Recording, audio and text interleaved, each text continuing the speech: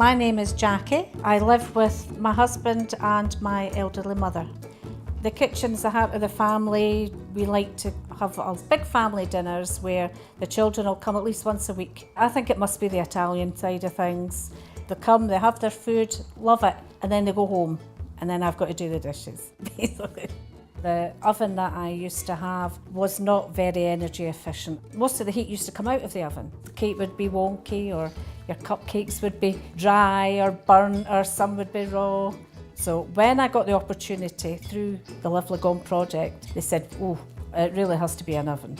The new ovens made such a difference. Our bill went from about £128 to £25. That is massive.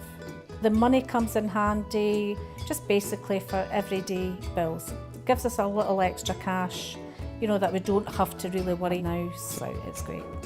I've learned a lot from the LAGOM project, which has just encouraged me to continue.